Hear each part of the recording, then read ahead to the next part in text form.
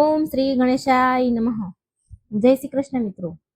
આજે આપણે સાંભળીશું મા લક્ષ્મીના અષ્ટ સ્વરૂપોની કથા. 8 સ્વરૂપ મા લક્ષ્મીજીના છે અને 8 સ્વરૂપોનું વર્ણન અને એનો મહિમા શું છે એ આપણે આ વિડીયોમાં સાંભળવાના છીએ. તો મિત્રો, શુક્રવાર છે, શુક્રવાર મા લક્ષ્મીનો છે એ બધા જાણે છે, પણ મિત્રો ગુરુવાર પણ મા લક્ષ્મીને સમર્પણ છે. વિશેષ કરીને માગસર માસના ગુરુવારમાં મા લક્ષ્મીનું શ્રી લક્ષ્મી વ્રત થાય છે. તો ગુરુવાર અને શુક્રવાર આ બંને દિવસે મા લક્ષ્મીની કથા સાંભળવી ખૂબ જ પુણ્ય ફળદાયી છે, પાપનાશીની છે અને સુખ સમૃદ્ધિ આપનારી કથા. મિત્રો, પૂરા ધ્યાનથી સાંભળજો, મનથી સાંભળજો, પ્રસન્ન ચિત્ત મનથી સાંભળજો. અને વિડીયો સારો લાગે તો મિત્રો એક લાઈક જરૂર કરી દેજો અને આ કથાને વધુ શેર કરજો. આ ચેનલને સબસ્ક્રાઇબ કરવાનું બિલકુલ ન ભૂલશો. કમેન્ટ બોક્સમાં મા લક્ષ્મીનું નામ શ્રદ્ધાથી એકવાર જરૂર લખજો. ઓમ મહાલક્ષ્મી નમો નમઃ. ઓમ વિષ્ણુપ્રિયાય નમો નમઃ. ઓમ ધનપ્રદાય નમો નમઃ. ઓમ વિશ્વજનનીય નમો નમઃ. મા લક્ષ્મી જે સંસારને વૈભવ અને સમૃદ્ધિ પ્રદાન કરે છે, એમની કૃપા જેના પર વરસી જાય તેના જીવનમાં ધન, સૌભાગ્ય અને ઐશ્વર્યનો અવિરલ પ્રવાહ વરસે છે. નિર્ધન પણ ક્ષણભરમાં રાજા બની જાય છે અને જેનાથી માં નિરાશ થઈ જાય એનો રાજમહેલ પણ વિરાન થઈ જાય છે. જ્યાં એમનો વાસ હોય છે ત્યાં કલેશ સમાપ્ત થઈ જાય છે, શાંતિ અને પ્રસન્નતાનો વાસ થાય છે. તો આ વિડીયોમાં આપણે સાંભળીશું મા લક્ષ્મીના 8 સ્વરૂપોની કથા, એનું વર્ણન. મા લક્ષ્મીના દરેક સ્વરૂપની મહિમા અપરંપાર છે. મા લક્ષ્મીનું દરેક રૂપ વિભિન્ન કામના પૂરી કરે છે. મા લક્ષ્મીના દરેક રૂપની પૂજા કરવાથી વ્યક્તિને અસીમ ધન સંપત્તિ અને ધનની પ્રાપ્તિ થાય છે. તો નંબર 1 છે આદિ લક્ષ્મી સ્વરૂપ. આ માતાજીને મહાલક્ષ્મી પણ કહેવાય છે. મહાલક્ષ્મીનો પહેલો અવતાર છે આદિ લક્ષ્મી મહાલક્ષ્મી. મહાલક્ષ્મી આરશી ભૃગુની દીકરીના રૂપમાં છે. શ્રીમદ દેવી ભાગવત પુરાણ કથા અનુસાર છે મહાલક્ષ્મીએ જ ત્રિદેવને પ્રગટ કર્યા છે અને એમનાથી જ મહાકાળી અને મહાસરસ્વતીએ અવતાર લીધો છે. જીવજંતુઓને પ્રાણ પ્રદાન કરવા વાળી આદિ લક્ષ્મી જ છે. મહાલક્ષ્મીથી જ જીવનની ઉત્પત્તિ થઈ છે. આ માં સૌભાગ્ય આપનાર છે. આ માં જ સૌભાગ્ય લક્ષ્મી પણ છે અને આ જ વૈભવ લક્ષ્મી પણ છે. પરણેલી સ્ત્રી જો મહાલક્ષ્મીને સિંદૂર ચડાવે અને પછી પોતે લગાવે તો આનાથી એને સદા સુહાગન રહેવાનો આશીર્વાદ પણ મળે છે. જો તમે નિયમિત તમારા ઘરે મહાલક્ષ્મીની પૂજા કરો છો તો તમારા ઘરે ધન ધાન્યની કમી નથી રહેતી. બીજા નંબરમાં છે ધનલક્ષ્મી માતા.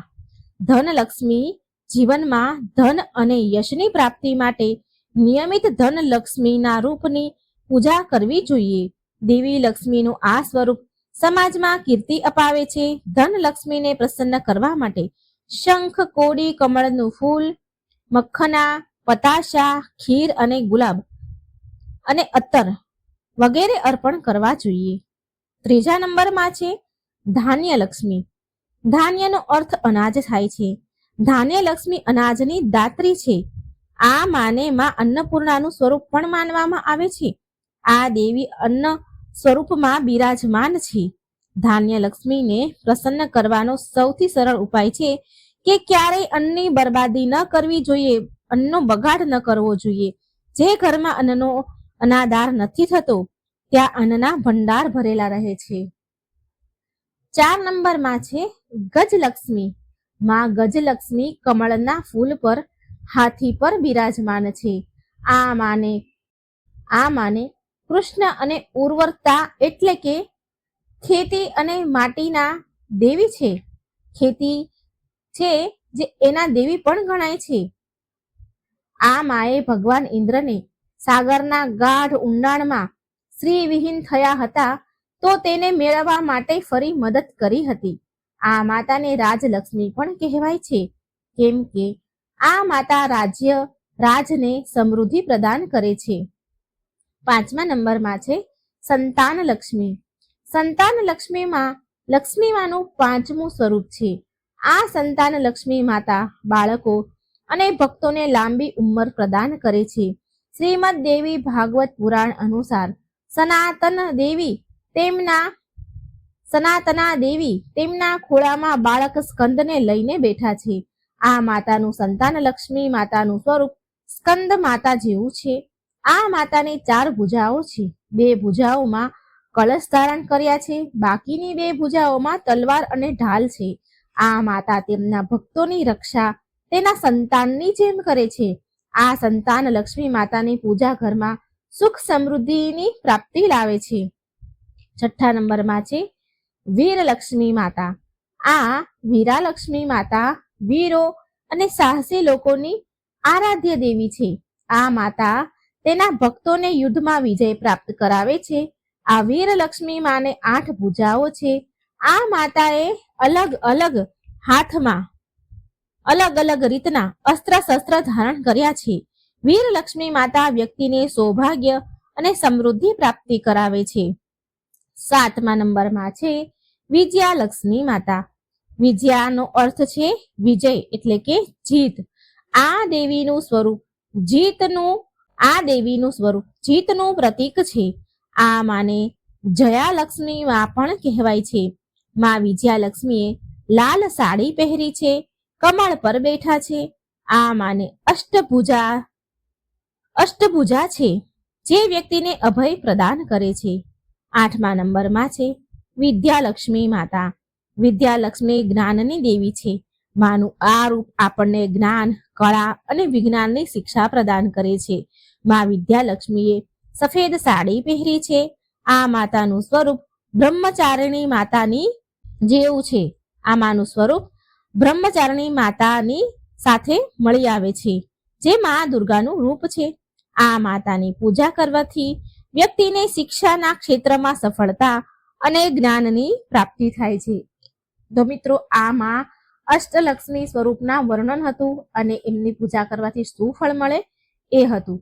હવે મિત્રો આપણે સાંભળીએ લક્ષ્મી પુરાણમાં વર્ણેલી કથા કે મા લક્ષ્મીની ઉત્પત્તિ કેવી રીતે થઈ. લક્ષ્મી પુરાણની અદ્ભુત કથા, દિવ્ય લીલા અને લક્ષ્મીજીના વ્રતનું વર્ણન. આ કથા સાંભળવા માત્રથી દરેક મનોકામના પૂરી થઈ જાય છે અને મા લક્ષ્મીની કૃપા સદા તેમના ભક્તો પર વરસતી રહે છે. મા લક્ષ્મીની ઉત્પત્તિ. એકવાર આરસી દુર્વાસા એમના શિષ્યોની સાથે મહાદેવના દર્શન માટે શિવલોક જઈ રહ્યા હતા.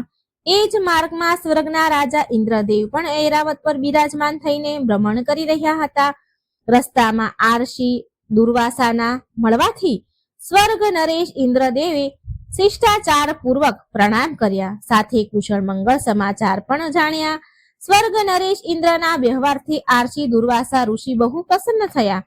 તેમણે પ્રસન્નતામાં ઇન્દ્રદેવને જગતના પાલનહાર ભગવાન વિષ્ણુ દ્વારા પ્રદત્ત મળેલ દિવ્ય પુષ્પમાળા અર્પણ કરી. ઇન્દ્રદેવે એ પુષ્પમાળા ઐરાવતના મસ્તક પર સજાવી દીધી. દિવ્ય પુષ્પનું સ્પર્શ પામીને ઐરાવત તેજસ્વી અને ઓજસ્વી થઈ ગયો. એ જ ક્ષણે બધું ત્યાગીને વન પ્રસ્થાન કરી ગયો. આ જોઈ આરસી દુર્વાસાનો ક્રોધની સીમા ન રહી. તેમણે એ જ ક્ષણે ઇન્દ્રને સ્ત્રી વિહીન થવાનો શ્રાપ દીધો. આરસી દુર્વાસાના ઋષિના શ્રાપથી સ્વર્ગલોકમાંથી લક્ષ્મી વિહીન થઈ ગયા. સ્વર્ગલોક લક્ષ્મી વિહીન થઈ ગયું. સ્વર્ગલોકનું ઐશ્વર્ય ખોવાઈ ગયું. આનો લાભ ઉઠાવીને દૈત્યોએ સ્વર્ગ પર આક્રમણ કરી દીધું.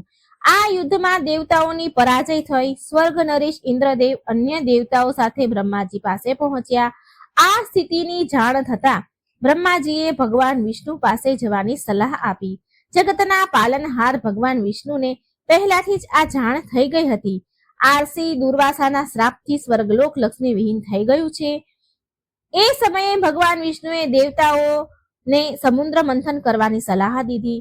કાલાંતરમાં દૈત્યોની સહાયતાથી દેવતાઓએ સમુદ્ર મંથન કર્યું.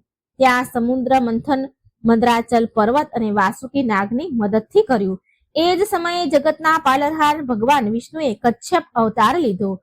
મંદરાચલ પર્વતે પોતાની પીઠ પર ધારણ કર્યા. એવું કહેવામાં આવે છે કે એ સમયે મંદરાચલ પર્વતને પોતાની શક્તિ પર અહંકાર થઈ ગયો હતો. માટે ભગવાન વિષ્ણુએ તેના અહંકારને સમાપ્ત કરવા માટે કચ્છપ અવતાર લીધો. સમુદ્ર મંથનમાંથી 14 રત્ન સહિત મા લક્ષ્મીની ઉત્પત્તિ થઈ. એ જ સમયે અમૃત કળુષ પણ પ્રાપ્ત થયો. અમૃત પામીને દેવતાઓ અમર થઈ ગયા. ત્યારબાદ દેવતાઓ અને દાનવો વચ્ચે ભીષણ યુદ્ધ થયું. આ યુદ્ધમાં દાનવોની પરાજય થઈ. આ પ્રકારે સમસ્ત લોકમાં લક્ષ્મીનું પુનઃ આગમન થયું. માં લક્ષ્મી 4 ભુજાઓ વાળા દિવ્ય સ્વરૂપ વાળા છે, દિવ્ય સ્વરૂપણી છે અને સદા કમળ પર બિરાજમાન રહે છે. તેમના 2 હાથોમાં કમળ શોભે છે. માં લક્ષ્મી ત્રીજા હાથથી દાન આપે છે અને ચોથો હાથ તેમનો સદા વર મુદ્રામાં રહે છે. આનો ગૂઢ મતલબ એ છે કે માં લક્ષ્મીની કૃપા નિરંતર તેમના સાધક પર વરસતી રહે છે. માતાના 8 અદ્ભુત સ્વરૂપ છે, માટે માં લક્ષ્મીને અષ્ટલક્ષ્મી પણ કહેવાય છે. તેમનું વાહન ઘુવડ છે. પરંતુ શું તમે જાણો છો કે માં લક્ષ્મીનું વાહન ઘુવડ કેવી રીતે બન્યું? તો મહાલક્ષ્મી ક્ષીરસાગરમાં ભગવાન વિષ્ણુની સાથે શેષનાગની સૈયા પર બિરાજમાન રહેતા હતા. લક્ષ્મીજીનું વાહન સદા કમળ પુષ્પ રહ્યું છે, પરંતુ એ સમયે હજી સુધી તેમનું વાહન નક્કી થયું ન હતું, નિશ્ચિત ન થયું. ભગવાન વિષ્ણુ પાસે ગરુડ જેવું દિવ્ય પક્ષી હતું. ભગવાન શિવનું વાહન નંદી હતું. માતા પાર્વતીએ સિંહને તેમનું વાહન બનાવ્યું. ઇન્દ્રએ ઐરાવત હાથીને, કાર્તિકેય મોરને અને ગણેશજીએ ઉંદરને પોતાનું વાહન પસંદ કર્યું. આ બધા દેવતાઓના વાહન નિશ્ચિત થઈ ગયા હતા. હવે પશુ પક્ષી પણ મનોમન ઈચ્છતા હતા કે એ પણ કોઈ દેવતાનું વાહન બને, જેથી એનું જીવન પણ પવિત્ર થઈ જાય. બધા પક્ષીની દ્રષ્ટિ માતા લક્ષ્મી પર ટકી હતી, કેમ કે એમનું વાહન હજી નક્કી થયું ન હતું. દેવી લક્ષ્મીએ હસીને કહ્યું, જે દિવસે હું પૃથ્વી પર ઉતરીશ એ સમયે જે સૌથી પહેલા મારી પાસે પહોંચશે એ જ મારું વાહન બની જશે. હવે શું? બધા પશુ પક્ષી ઉત્સુકતાથી દેવીના આગમનની વાટ જોવા લાગ્યા. દરેક વિચારી રહ્યા હતા કે તે સૌથી પહેલા માં લક્ષ્મી સુધી પહોંચશે. સમય વીત્યો અને એક દિવસ એ ઘડી આવી જ ગઈ. અડધી રાતનો સમય હતો. અંધકાર ગાઢ થઈ ચૂક્યો હતો. ચંદ્રમા વાદળમાં છુપાઈ ગયા હતા. એવામાં દેવી લક્ષ્મી તેમના દિવ્ય રૂપમાં પૃથ્વી પર અવતરિત થયા. ચારેય બાજુ સુનકાર હતો. અંધારી રાતમાં કોઈને કઈ દેખાઈ રહ્યું ન હતું. હરણ, હાથી, ઘોડા, વન્ય પક્ષી સૂઈ ગયા હતા. એ અંધકારમાં એક જીવ તેની તીક્ષ્ણ દ્રષ્ટિથી જોઈ રહ્યું હતું. એ હતું ઘુવડ. ઘુવડની આંખો અંધારામાં પણ ચમકી રહી હતી. તે દૂરથી જ ઓળખી ગયું કે દેવી લક્ષ્મી સ્વયં પૃથ્વી પર અવતરિત થઈ રહ્યા છે. પછી વાર કર્યા વિના ઘુવડ તેની પાંખો ફેલાવીને અતિ વેગથી ઉડતું માતા લક્ષ્મીના ચરણોમાં પહોંચી ગયું. મા લક્ષ્મી હસ્યા અને બોલ્યા કે તું સૌથી પહેલા મારી પાસે પહોંચ્યું છે, માટે તું મારું વાહન બનીશ, મારું વાહન કહેવાઈશ. તો મિત્રો, આ હતી મા લક્ષ્મીની ખૂબ સુંદર કથા, એમની ઉત્પત્તિની કથા, મા અષ્ટલક્ષ્મીના સ્વરૂપ અને તેના મહિમાની કથા. મિત્રો, તમને વિડીયો સારો લાગ્યો હોય તો વિડીયોને લાઈક કરજો, શેર કરજો અને આ પવિત્ર કથા બધા સુધી પહોંચાડજો. કોમેન્ટ બોક્સમાં મા લક્ષ્મીનું નામ લખવાનું ભૂલશો નહીં. ચેનલને એકવાર મિત્રો વિનંતી છે, સબસ્ક્રાઇબ જરૂર કરી દેજો. જય શ્રી કૃષ્ણ. રાધે રાધે. Thank you.